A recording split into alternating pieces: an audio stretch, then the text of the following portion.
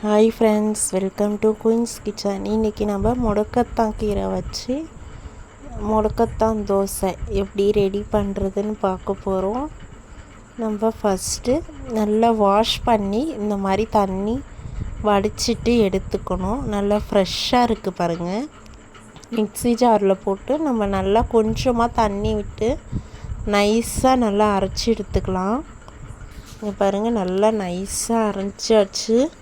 இப்போ நம்ம ஒரு பவுலில் 4 கரண்டி மாவு எடுத்து இதோட இந்த அரைச்சதை ஊற்றி நம்ம நல்லா மிக்ஸ் பண்ணணும். இது நல்லா அந்த கலர் க்ரீன் கலர் லைட் க்ரீனாக மாறுற அளவுக்கு நம்ம நல்லா மிக்ஸிங் பண்ணிகிட்டே இருக்கணும். இது ரொம்ப உடம்புக்கு நல்லதுங்க. எலும்பு சம்மந்தப்பட்ட எல்லாருக்கும் ரொம்ப நல்லது. மூட்டு வலி, முழங்கால் வலி எல்லாத்துக்குமே இது ரொம்ப நல்லது.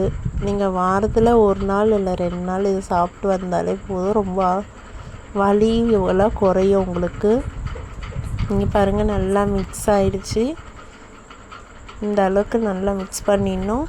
இப்போ ஸ்டவ் ஆன் பண்ணி நம்ம தவா வச்சு தோசை ஊற்றிக்கலாம். தவா ஹீட் ஆகட்டும். இது கொஞ்சம் தோசை சரியில்லாமல் தான் வரும். நீங்கள் கொஞ்சம் சிம்மில் வச்சு தோசை ஊற்றிக்கலாம். நம்ம அவ்வளோதாங்க. நெய் கொஞ்சம் அப்படியே நல்லா தளர விட்டுக்கலாம். உங்களுக்கு நெய் வேணான்னா அவாய்ட் பண்ணிக்கோங்க. தோசை வெந்துருச்சு.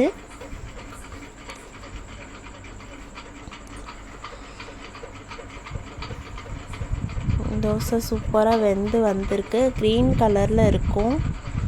இதோட கார சட்னியும் தேங்காய் சட்னியும் வச்சு சாப்பிடலாம். சூப்பராக இருக்கும். நீங்களும் ட்ரை பண்ணி பாருங்கள். வாவ், மொறு மொறுன்னு நெய் தோசை சூப்பராக இருக்குது. இந்த வீடியோ உங்களுக்கு பிடிச்சிருந்துன்னா சப்ஸ்கிரைப், பெல் பட்டன் கிளிக் பண்ணுங்கள்.